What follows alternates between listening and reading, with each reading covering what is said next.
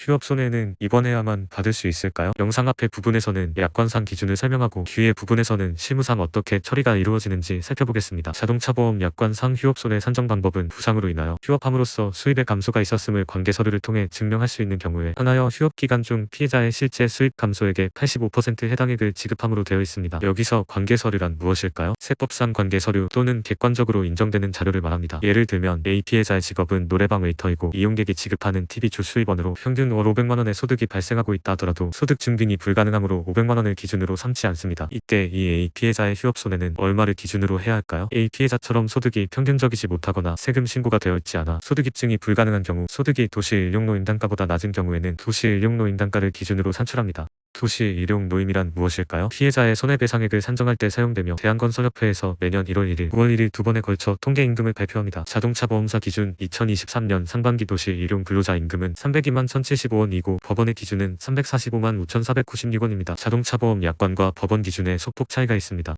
눈치 빠르신 분들과 약관을 2번, 3번 보신 분들은 이미 눈치채셨을 텐데요. 휴업손해 약관을 보면 부상으로 인하여 휴업함으로써 수입의 감소가 있었음으로 되어 있습니다. 많은 분들께서 휴업손해는 입원한 기간만 평가한다 이렇게 알고 계시지만 휴업손해는 입원을 하지 않았더라도 통원기간 내에 휴업함으로써 수입의 감소가 이루어졌다면 휴업손해를 보상합니다. 예를 들어 공무원은 휴업을 하더라도 실제 수입의 감소가 이루어지지 않아 약관상 휴업손해가 지급되지 않습니다. 입원 기간은 실제 수입의 감소가 없으므로 휴업손해 평가가 되지 않으나 통원시 치료를 위해 연차를 사용하여 실제 수입의 감소가 생겼다면 이 경우에는 휴업손해 기간으로 인정하여 휴업손해액을 지급하여야 합니다. 즉 통원기간도 휴업손해 평가가 가능합니다. 두 번째 예시로 평상 환자가 14일 입원 후 통원기간에 5일의 연차를 사용하여 치료를 받았고 실제 수입의 감소가 있었다면 휴업손해 기간은 14일 플러스 5일 총 19일이 됩니다. 휴업손해 대상은 어떻게 될까요? 주부는 받지 못한다, 학생은 받지 못한다, 공무원도 받지 못한다 이런 이야기를 많이 접해보셨을 텐데요. 직장인은 수입의 감소가 있었음을 관계서류로 증빙 시 휴업손해가 지급됩니다. 무직자, 유아, 연소자, 학생, 연금생활자, 그 밖에 금리나 임대료에 의한 생활자는 수입의 감소가 없는 것으로 하여 휴업손해가 지급되지 않습니다. 주부는 일용근로자 임금을 기준으로 수입 감소가 있는 것으로 하여 휴업손해를 지급합니다. 추가로 약관상 취업가능연한은 65세를 기준으로 하며 법령 단체 등 관련 규정이 있는 경우 취업가능연한을 달리 보며 이때 필요한 객관적 자료를 제출하여 피해자가 직접 증빙하여야 합니다.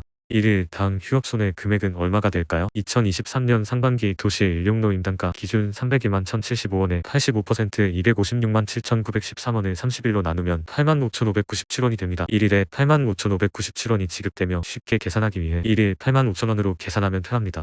법원은 무직자와 대학생도 휴업손해에 대해 인정을 해주고 있으며 이를 주장하는 환자들이 늘어나는 만큼 과거와 달리 보험사의 실무에도 많은 변화가 있었습니다. 무직자, 학생, 공무원도 약관상 지급되지 않는 휴업손해를 지급하는 담당자가 늘고 있습니다. 즉 담당자와 다툼이 없고 원활한 합의점을 찾으려 한다면 담당자도 재량껏 휴업손해, 향후 치료비 등을 평가하여 제공해줘야 합니다. 이때의 휴업손해가 측정되지 않는 경우 휴업손해를 지속적으로 주장하기보다 향후 치료비에 휴업손해액을 녹여 부족한 금액만큼 맞추어 지급받는 방법도 좋은 방법입니다. 연차 소진으로 휴업손해가 발생하였음을 입증하지 않고 구두상 손해가 발생하였으므로 지급해달라는 요청은 담당자 입장에서도 근거가 없으므로 지급해주고 싶더라도 지급하지 못하는 상황이 될 수 있습니다. 또한 도시일용노임 단가보다 급여가 높다면 소득에 관한 서류를 제출하신 후 휴업손해액을 다시 평가하여야 합니다. 합의금 문제로 담당자와 다투거나 의미 없는 민원을 넣는 등의 행동은 추천드리지 않으며 담당자와 다투지 않고 본인의 피해를 주장하여 원하는 금액대까지 끌어내어 합의하는 것을 추천드립니다.